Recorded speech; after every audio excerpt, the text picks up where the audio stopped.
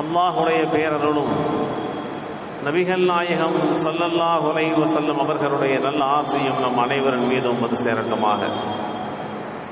அல்லாஹும் அவரது ரசூலும் எந்தெந்த காரியங்களை நம்முடைய வாழ்க்கையிலே எடுத்து நடந்து கொள்ள வேண்டும் என்று கட்டளை பிறப்பித்திருக்கிறார்களோ அவைகளை நம்முடைய வாழ்க்கையிலே எடுத்து நடந்து கொள்ள வேண்டும் என்றும், அல்லாஹும் அவரது ரசூலும் எவைகளை விட்டெல்லாம் விலகி நடந்து கொள்ள வேண்டும் என்று நம்மை தடுத்திருக்கின்றார்களோ அவைகளை விட்டும் விலகி நடந்து கொள்ள வேண்டும் என்றும் ஆரம்பமாக எனக்கும் அடுத்து உங்களுக்கும் அல்லாஹுடைய அச்சத்தை கொண்டு உபதேசம் செய்து கொள்கின்றேன். பேரன்பிற்குரிய பெருமக்களே, அல்லாஹு தஆலா இவ்வையகத்திற்கு அனுப்பி வைக்கப்பட்டிருக்கக்கூடிய லட்சக்கணக்கான தூதர்களில் நபிகள் நாயகம் ஸல்லல்லாஹு அலைஹி வஸல்லம் அவர்களை பல வகையிலே வேறுபடுத்தி மேன்மைப்படுத்தி வைத்திருக்கிறான். அவர்கள் குறித்து வேதமறை குர்ஆனிலே குறிப்பிடுகின்ற போது, இன்னமா அன பஷரும் மிஸ்லுக்கும், நான் உங்களை போன்று ஒரு மனிதன் என்று நீங்கள் சொல்லுங்கள் என்று குறிப்பிடுகிறார். குல், நபியே நீங்கள் அந்த மக்களிடத்திலே சொல்லுங்கள், இன்னமா அன பஷரும் மிஸ்லுக்கும், நான் உங்களை மாதிரி ஒரு ஆள் அப்படின்னு சொல்லிவிடுங்கள். அன்னமா இலாஹுக்கும் இலாஹும் வாஹித் என்ற போதிலும் எனக்கு அல்லாஹ்விடத்திலே இருந்து வேத செய்தி வருகிறது. மனிதத்துவ உடலியத்தை பெற்றிருந்த போதிலும் கூட அவருடைய வேத செய்திகளை உள்வாங்குகின்ற தனித்துவத்தையும் மேன்மையையும் அல்லாஹ் எனக்கு தந்திருக்கிறான் என்று அல்லாஹுவே நபிகள் நாயகம் ஸல்லல்லாஹு அலைஹி வஸல்லமுடைய தனித்துவத்தை குறித்து சொல்கிறார்கள். வேதமறை வசனங்கள் இறங்கினால் என்ன? ஜிப்ரீல் வருவார்கள், ஓதி காட்டுவார்கள், அல்லது வேற ஏதாவது வழிகளிலே வேதமறை வசனம் நபிகள் நாயகம் ஸல்லல்லாஹு அலைஹி வஸல்லம் அவர்களுக்கு வஹியாக, தூது செய்தியாக அறிவிக்கப்படுகிறது. இது எந்த அளவிற்கு கஷ்டத்தை தந்துவிடப் போகிறது என்று சிலர் எண்ணுவது உண்டு. அல்லாஹ் அதற்கு பதில் சொல்கிறான், இந்த வேத வரிகளை நபிகள் நாயகம் ஸல்லல்லாஹு அலைஹி வஸல்லம் அவர்கள் மீது இறக்கி அருளப்படுகின்ற இந்த வேத வரிகளை ஒரு மலையின் மீது நாம் இறக்கினால் அந்த மலை சுக்கு நூறாக போய்விடும் என்று குறிப்பிடுகின்றான். ஒரு மலை உள்வாங்கிக் கொள்ள முடியாத, ஏற்றுக்கொள்ள முடியாத அளவுக்கு உண்டான வலிமையான அந்த வேத வரிகள் நபிகள் நாயகம் ஸல்லல்லாஹு அலைஹி வஸல்லம் அவர்கள் என்ற சர்வசாதாரணமான உடலியத்தை கொண்ட வெளிப்படை தோற்றத்திலே உண்டான நிலையிலே அவர்கள் மீது இறக்கி வைக்கப்படுகின்றது என்று சொன்னால், அந்த உடலியலுடைய ஆற்றல் எந்த அளவிற்கு நிகர் காட்ட முடியாது என்பதை புரிந்து கொள்ள கடமைப்பட்டிருக்கிறோம். ஏன்னா அவங்களே தன்னை சாதாரணமான ஆள்னு சொல்லிட்டாங்களே, அப்படி சொல்லிட்டு அதற்கு பின்பாக அந்த சாதாரணம் என்பது எந்த அளவிற்கு வலிமை மிக்கது என்று சொல்வதற்காகத்தான் அல்லாஹ் சொன்னான், அவர்களுக்கு வஹி அனுப்பி வைக்கப்படுகிறது. அந்த வஹியை, அந்த வேத செய்தியை, அந்த தூதுத்துவத்தினுடைய வார்த்தைகளை ஒரு மலை மீது இறக்கினால் அந்த மலை சுக்கு நூறாக நொறுங்கிவிடும். அந்த அளவிற்கு வலிமை மிக்க வேத வரிகள் நபிகள் நாயகம் ஸல்லல்லாஹு அலைஹி வஸல்லமுடைய உள்ளத்திற்குள்ளே இறக்கி வைக்கப்படுகின்றது. அந்த உள்ளம் உள்வாங்கிக் கொண்டு இந்த சமுதாயத்திற்கு அதை ஓதி காட்டுகிறது. அருமையான பெருமக்களே, நபிகள் நாயகம் ஸல்லல்லாஹு அலைஹி வஸல்லம் அவர்களுக்கு முன்பாக லட்சக்கணக்கான தூதர்கள் வருகை தந்திருக்கிறார்கள். அவர்களுக்கும் அல்லாஹ்வுடைய வேத செய்தி வந்தது, வேதமறை வந்தது. இப்படி நபிகள் நாயகம் ஸல்லல்லாஹு அலைஹி வஸல்லம் அவர்களுக்கு இறக்கி வைக்கப்பட்டதை போன்று அல்ல, மூசா நபிக்கு கொடுக்கப்பட்ட அந்த வேதம் பலகை வடிவிலே உண்டானது என்று குர்ஆன் சொல்கிறது. மூசா நபி அலைஹிஸ்ஸலாம் அவர்களுக்கு நபிகள் நாயகம் ஸல்லல்லாஹு அலைஹி வஸல்லம் அவர்களுக்கு இறக்கி வைக்கப்பட்டதை போன்று நேரடியாக ஜிப்ரீலே வந்து இறக்கி தந்தது அல்ல, அது பலகைகளில் எழுத்து வடிவில் இறக்கி வைக்கப்பட்டது, ஒரே ஒட்டுமொத்தமாக இறக்கி வைக்கப்பட்டது. ஈசா அலைஹிஸ்ஸலாத்து வஸ்ஸலாம் அவர்கள் அதிசயிக்கத்தக்க ரீதியிலே இந்த வையகத்திலே பிறந்திருந்தாலும் அவர்களுக்கு கொடுக்கப்பட்ட இஞ்சில் வேதம் ஜிப்ரீலா கொண்டு வந்து இறக்கினார்கள் இல்லையே, அது புத்தக வடிவிலே ஒரு ஏடாக அவர்களுக்கு வழங்கப்பட்டது. அதைத்தான் இன்றைக்கு புதிய ஏற்பாடு என்றும் பழைய ஏற்பாடு என்றும் அவர்கள் பாவித்து வருகிறார்கள். கொடுக்கப்பட்டது எப்படி? ஜிப்ரீல் மூலமாகவா?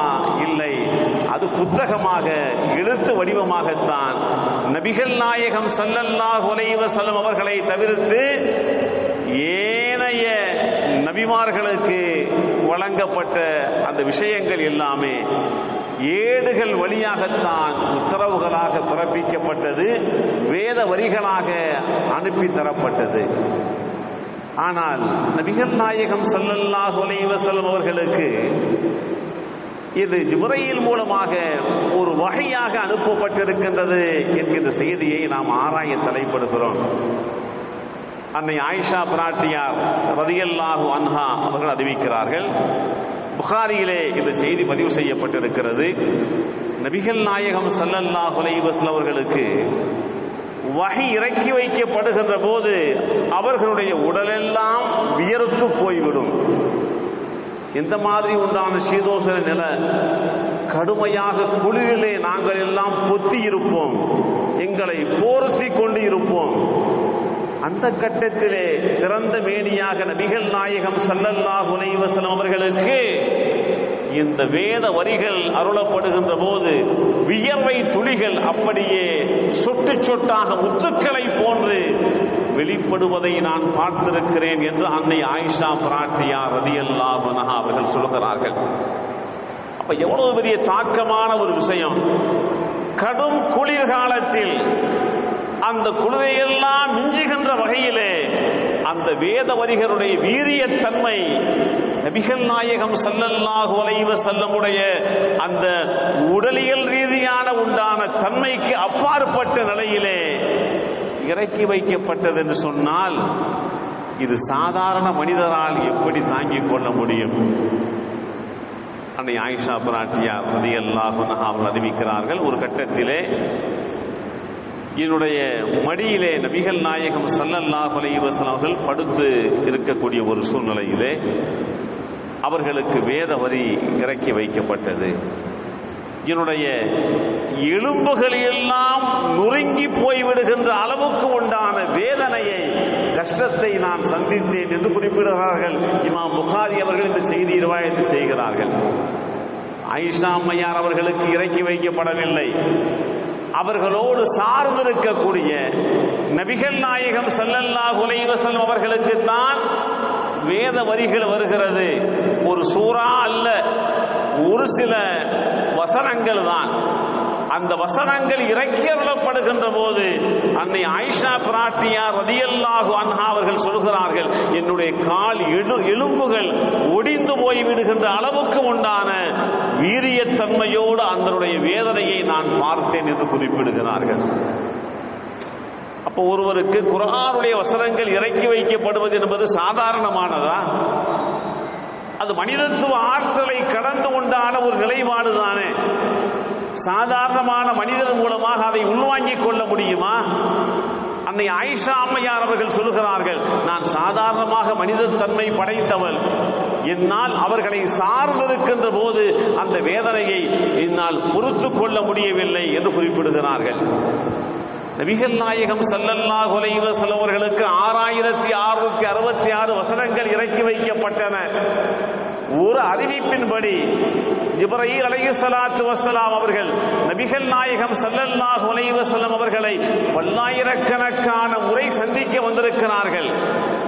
அதிலே அவர்கள் வேத வரிகளை இறக்கி வைக்கப்பட்ட வைப்பதற்காக வேண்டி வருகை தந்த அந்த காரணங்களை, அந்த காலங்களை, அந்த விஷயங்களை எண்ணி பார்க்கின்ற போது எவ்வளவு பெரிய வலிமை மிக்க ஸல்லல்லாஹு அலைஹி வஸல்லம் அவர்களாக இருந்ததனால் தான் அதை உள்வாங்கிக் கொள்ள முடிந்தது.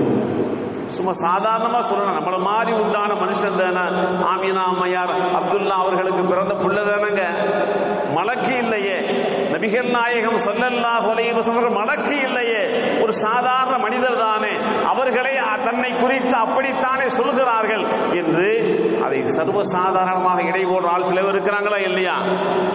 அவர்களுக்கு அல்லாஹ் சொல்கிறான், ஒரு மலையால் இந்த வேத வரிகளை தாங்கிக் கொள்ள முடியாது, ஆனால் முஹம்மது ஸல்லல்லாஹு அலைஹி வஸல்லம் அவர்கள் ஒட்டுமொத்த வேத வரிகளையும் இறக்கி வைக்கப்படுகின்ற போது அதை உள்வாங்கிக் கொள்கின்ற அளவுக்கு உண்டான உடலியல் ரீதியான உண்டான வலிமை பெற்றிருந்தார்கள்.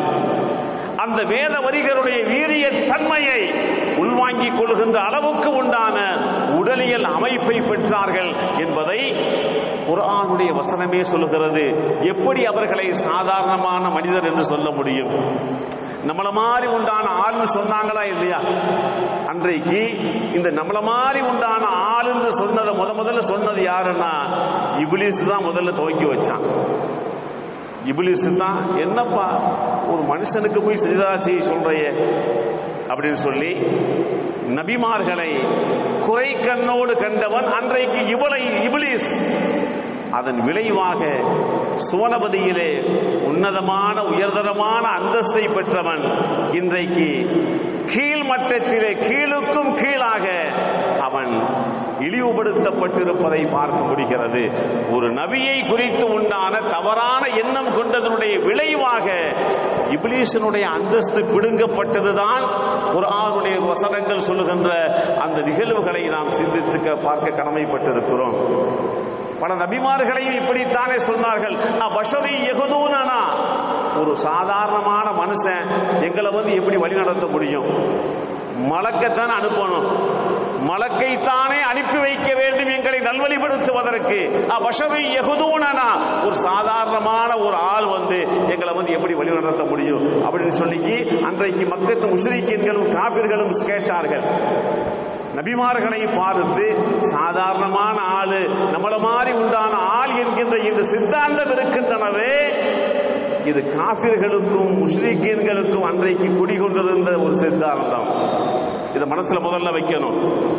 நபிமார்களை பார்த்து சாதாரணமான ஆளு சொன்ன ஆட்கள், இப்லீஸால் துவக்கி வைக்கப்பட்ட இந்த வாதம் இருக்கின்றனவே, இது முஸ்லிம்களாலும் காபிர்களாலும் சொல்லப்பட்டது. இன்னைக்கு முஸ்லிம்ல பேர்ல உள்ள ஆள் சொல்றான், சாதாரணமான ஆள் தானங்க முகம்மது, வேதத்தை கொண்டு வந்தவர் தானங்க, வேதத்தை என்ன புக்காவா வாங்கிட்டு வந்தாங்க, ஒரு புஸ்தகமா வாங்கிட்டு வந்தா சொல்லலாம். வேதத்தை, மலையை ஏற்றுக்கொள்ள முடியாத வேதத்தை, ஒரு மலையின் மீது இந்த வேத வரிகளை இறக்கி வைத்தால் மலை சுக்குநூறாக போய்விடும் என்கின்ற நிலையில் இருக்கக்கூடிய அந்த வேத வரிகளை உள்வாங்கிய நபிகள் நாயகம் ஸல்லல்லாஹு அலைஹி வஸல்லம் அவர்களை சாதாரணமான ஆள் என்று எப்படி சொல்ல முடியும்? பெருமானார் ஸல்லல்லாஹு அலைஹி வஸல்லம் அவர்களுக்கும் மற்றவர்களுக்கு மத்தியிலே உண்டான வித்தியாசங்களை குர்ஆனுடைய வசனங்கள் தெளிவாக சொல்கிறது. புகாரியிலே ஒரு செய்தி பதிவு செய்யப்பட்டிருக்கிறது. நபிகள் நாயகம் ஸல்லல்லாஹு அலைஹி வஸல்லம் அவர்கள் ஒரு நாள் சொன்னார்கள், நான் தொழுகை நடத்தி கொண்டிருக்கின்ற போது நீங்கள் சீராக நின்று கொள்ளுங்கள், நான் கிப்லா பக்கமாக நிற்கிறேன் என்று நீங்கள் பொதுபோக்காக இருந்து விடாதீர்கள். நான் என்னுடைய அமைப்பு கிப்லாவை முன்னோக்கி இருக்கின்றது, பின்னால் நடக்கக்கூடிய விஷயம் எப்படி முகம்மதுக்கு தெரியும் அப்படிங்கிற மாதிரி நீங்க நினைக்காதீங்க. எனக்கு முன்னால் இருப்பதை பார்க்கக்கூடிய அளவுக்கு உண்டான வலிமை எந்த அளவுக்கு இருக்கின்றனவோ அதுபோல் எனக்கு பின்னால் நடைபெறுகின்ற விஷயங்களையும் பார்க்கக்கூடிய வலிமையை அல்லாஹ் தந்திருக்கிறார். புகாரியுடைய அறிவிப்பு. இந்த ஹதீஸ்லாம் இன்னும் சுகமில்லாத ஹதீஸ், பலகீனமான ஹதீஸ் சொல்ல இல்லை. இமாம் புகாரி அவர்கள் ரிவாயத்து செய்கிறார்கள், நபிகள் நாயகம் ஸல்லல்லாஹு அலைஹி வஸல்லம் அவர்கள் சொன்னார்கள், எனக்கு முன்னால் இருப்பதை பார்ப்பதை போன்றே எனக்கு பின்னால் நடைபெறுகிற விஷயங்களும் எனக்கு அல்லாஹுவால் காட்டி தரப்படும் என்று சொன்னார்கள். புகாரியுடைய அறிவிப்பு. பெருமானார் ஸல்லல்லாஹு அலைஹி வஸல்லம் அவர்களை அருகாமையிலே வந்து சந்திப்பதற்காக வேண்டி ஜிப்ரீலும் மீகாயிலும் வருகை தருகிறார்கள். காபாவுடைய முற்றவெளியிலே படுத்துறங்கிக் கொண்டிருக்கிறார்கள் நபிகள் நாயகம் ஸல்லல்லாஹு அலைஹி வஸல்லம் அவர்கள். அந்த ரெண்டு மலக்குகளும் பேசுறாங்க, இவருடைய கண்கள் உறங்கிக் கொண்டிருக்கிறது. லம் யனாம கல்புஹு, அவருடைய கல்பு உறங்கல.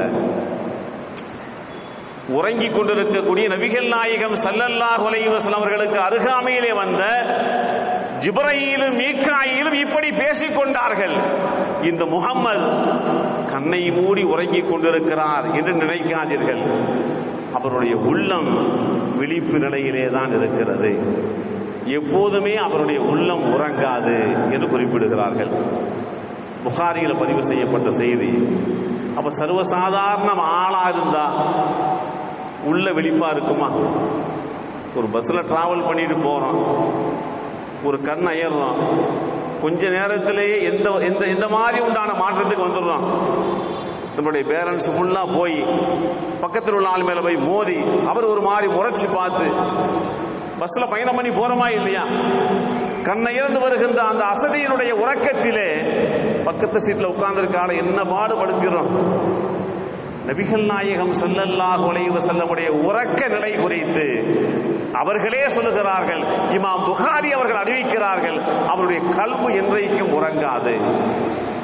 அவர்கள் கண்ணயர்ந்து உறங்குவார்கள், ஆனால் கல்பு உறங்காது, கல்பு விழிப்பு நிலையிலேயே இருக்கும். இதுதான் நபிகள் நாயகம் ஸல்லல்லாஹு அலைஹி வஸல்லமுடைய தனித்துவத்திற்கு உண்டான எடுத்துக்காட்டுகள் என்பதை புரிந்து கொள்ள கடமைப்பட்டிருக்கிறோம்.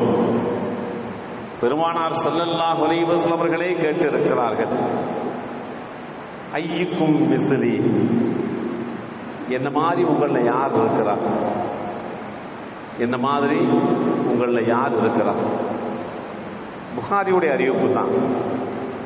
நான் நீங்கள் பார்ப்பதை போன்று உண்டான ஆமினா அம்மையாருக்கும் அப்துல்லாவுக்கும் பிள்ளையாக பிறந்த சராசரி தோற்றத்திலே காணப்பட்டாலும் நான் உங்களை மாதிரி இதை நினைச்சிடாதீங்க. ஐயுக்கும் மிஸ்லி, உங்கள யார் என்ன மாதிரி இருப்பான்? அந்த அளவிற்கு வலிமையையும் உடலியல் ரீதியான உண்டான ஆற்றலையும் அல்லாஹ் எனக்கு தந்திருக்கிறான் என்று சொன்ன செய்திகளை இமாம் புகாரி ரஹ்மத்துல்லாஹி அலைஹி அவர் ரிவாயத் செய்து காட்டுகிறார்கள். அப்ப எப்படிங்க சாதாரண மனுஷன் சொல்ல முடியும்? பெருமானார் ஸல்லல்லாஹு அலைஹி வஸல்லம் அவர்களுடைய நடை உடை பாவனைகளை எந்த அளவிற்கு மிக தெளிவான முறையிலே அறிவிக்கக்கூடிய செய்திகளை எல்லாம் நாம் பார்க்கிறோம். குர்ஆனிலே அல்லாஹ் சொல்லுகிறான், இஸ்தஜீபு லில்லாஹி வலி ரசூலி இதா தஆக்கும். நீங்க தொழுகையில நிக்கிறீங்க, அப்ப அல்லாஹ்வோ அல்லாஹ்வுடைய தூதரோ உங்களை அழைத்தால் உடனே நீங்கள் பதில் சொல்லுங்கள். ஒரு சஹாபி தொழுது கொண்டிருக்கிறார்கள், நபிகள் நாயகம் ஸல்லல்லாஹு அலைஹி வஸல்லம் அவர்கள் அந்த சஹாபியை அழைக்கிறாங்க. அது ஃபரலான தொழுகை இல்லை, அந்த சஹாபியை அழைத்தார்கள். அந்த சஹாபி தன்னுடைய தொழுகையை நிறைவு செய்துவிட்டு, அல்லாஹ்வுடைய தூதரை என்னை கூப்பிட்டீங்களே, என்ன விஷயம்? நான் அப்போதே உன்னை கூப்பிட்டேனே. ஆம் ரசூலுல்லாஹ், நான் தொழுது கொண்டிருந்தேன். அப்படி சொல்லாதீர்கள்.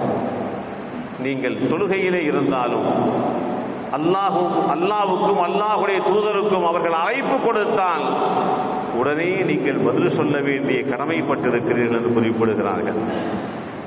தொழுகை நடத்தினா அந்த தொழுகையை பரல தொழுகையா இருந்தால் நபிகள் நாயகம் ஸல்லல்லாஹு அலைஹி வஸல்லம் தான் தொழுக வச்சிருக்கணும்.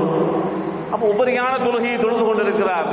அப்படி உபரியான தொழுகையை தொழுது கொண்டிருக்கக்கூடியவர் அல்லாஹ்வோடு நான் சம்பாஷணை செய்கிறேன் என்று சொல்லிவிட்டு அல்லாஹ்வுடைய தூதருடைய அழைப்பை தாமதப்படுத்தக் கூடாது.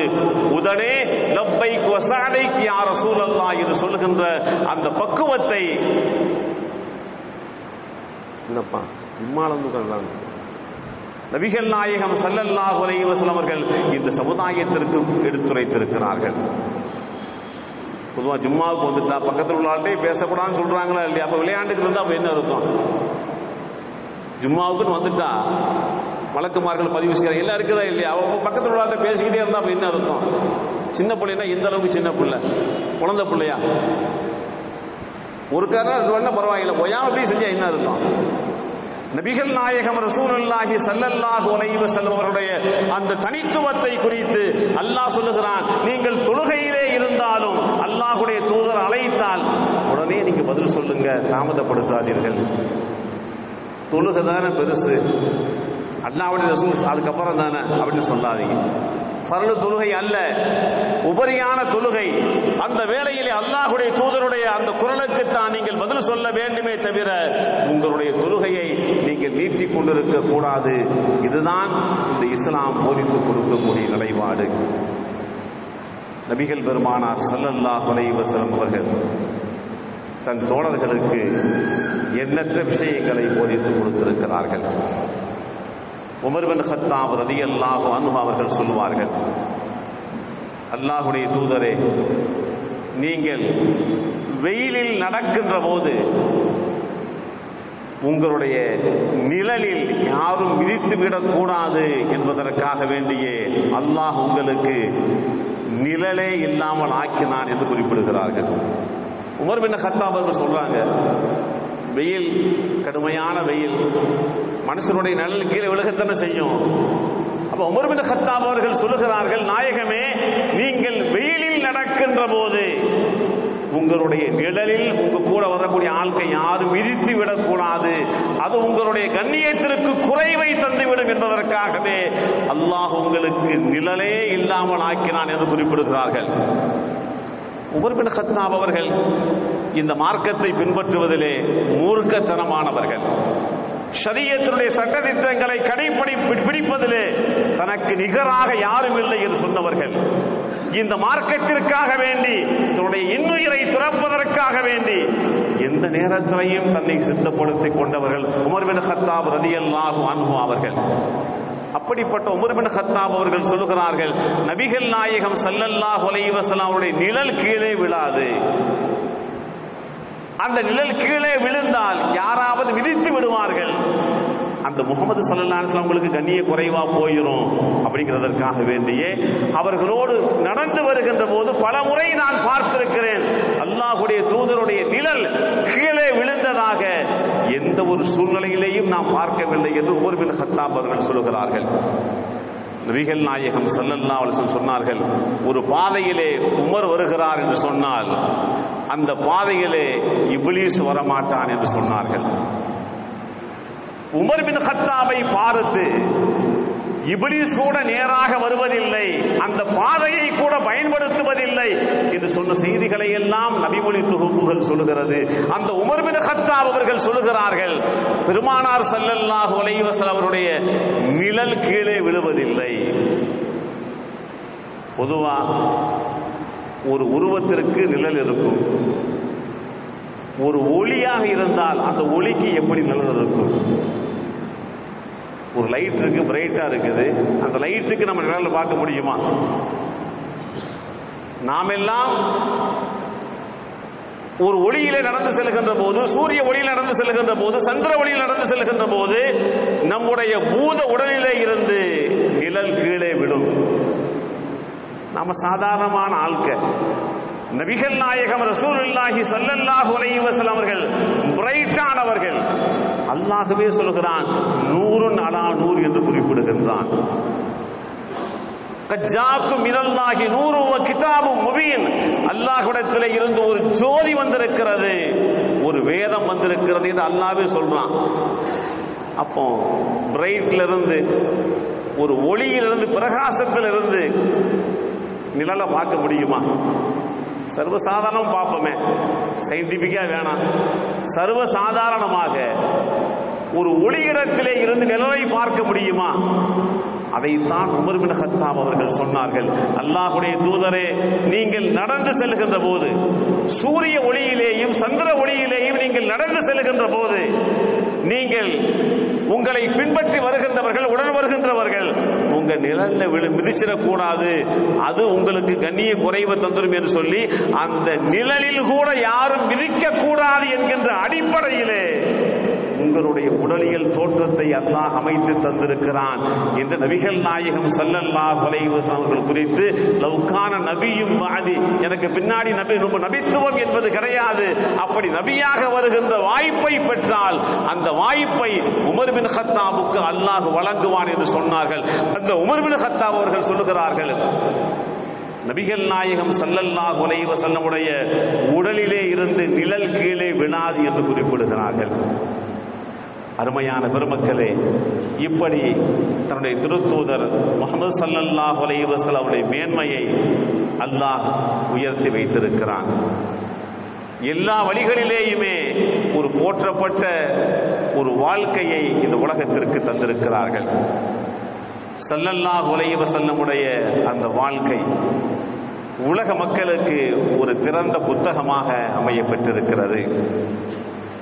ஆன்மீக ரீதியாக பார்த்தாலும் அந்த வாழ்க்கையிலே 1000 அர்த்தங்களை நீங்கள் பார்க்கலாம். குடும்ப ரீதியாக பார்த்தாலும் அதிலே 100க்கு 100 வெற்றி பெற்றவர்களாக பார்க்கலாம்.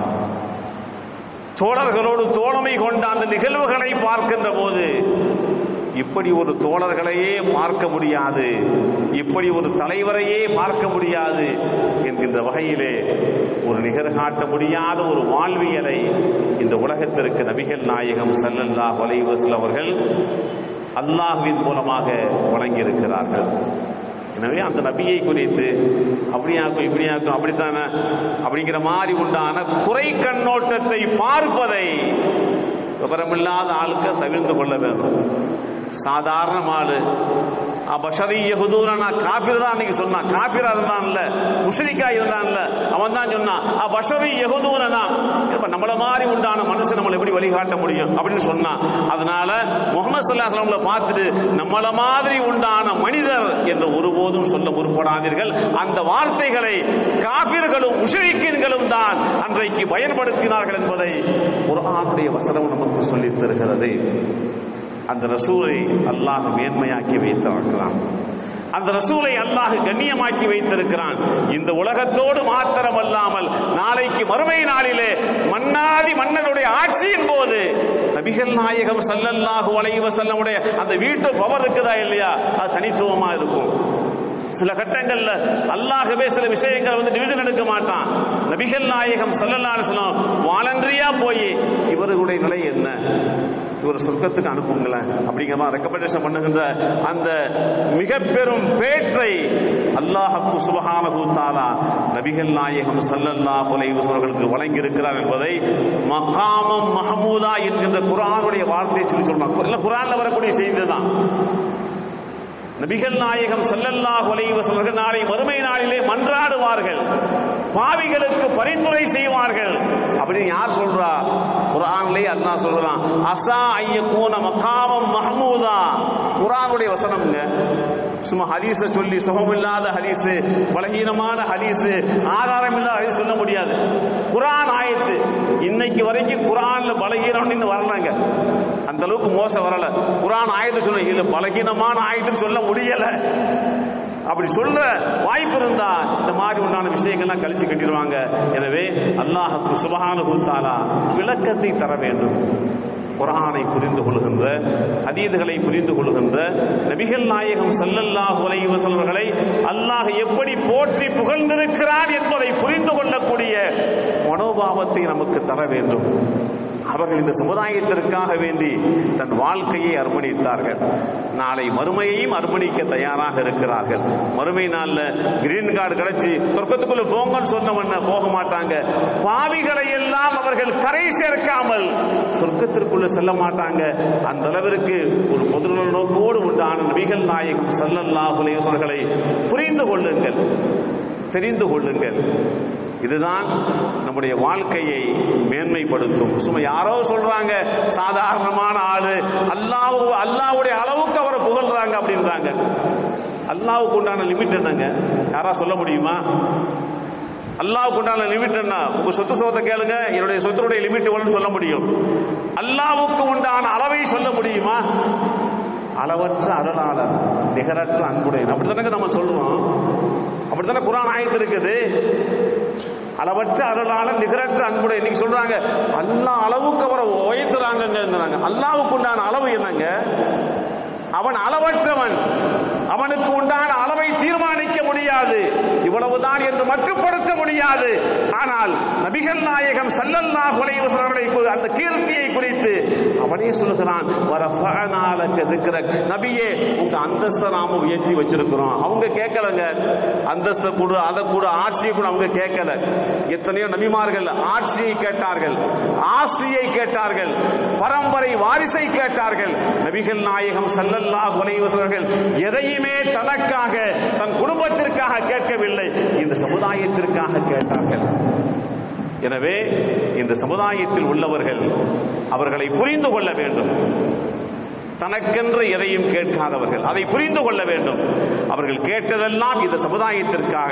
இந்த சமுதாயத்திலே தன்னை பார்த்தவர்கள், இனிமேல் வருகின்ற காலகட்டத்திலே தன்னை பார்க்காதவர்கள், அவர்களுக்காக வேண்டி அவர்கள் மன்றாடினார்கள், பிரார்த்தித்தார்கள், நாளை மறுமையிலேயும் பிரார்த்திப்பார்கள். இதுதான் நிதர்சனமான உண்மை.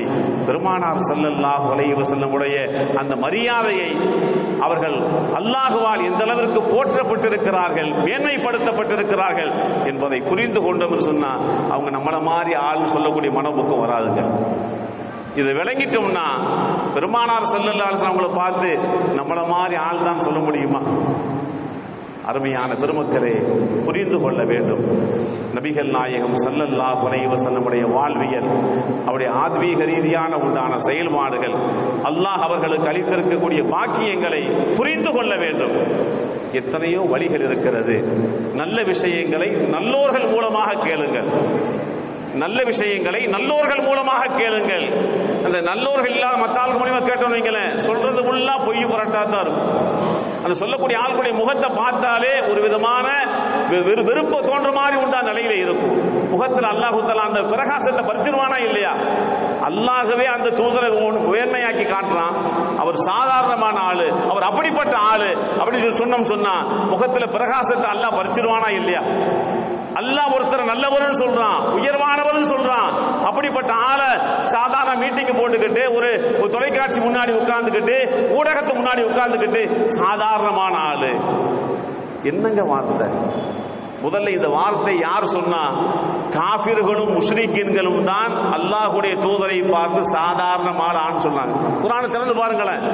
அபஷரு யஹ்தூனனா, நம்மள மாதிரி உண்டான ஆளா நமக்கு வழிகாட்டுவது என்று சொன்னது யார்? முஷ்ரிக்கீன்களும் காஃபிர்களும் தான். எனவே நபிகள் நாயகத்தை குறித்து குறைவாக பேசி உங்களை முஷ்ரிக்காகவோ காஃபிர்களாகவோ ஆக்கிக் கொள்ளாதீர்கள். புரிந்து கொள்ளுங்கள், விளங்கிக் கொள்ளுங்கள். எல்லாம் வல்ல அல்லாஹ் சுப்ஹானஹு தஆலா அந்த நபியினுடைய மேன்மையை உணர்ந்து கொள்கின்ற வாய்ப்பை நமக்கும் நம் சந்ததிகளுக்கும் வழங்கி அன்புரிவானாக.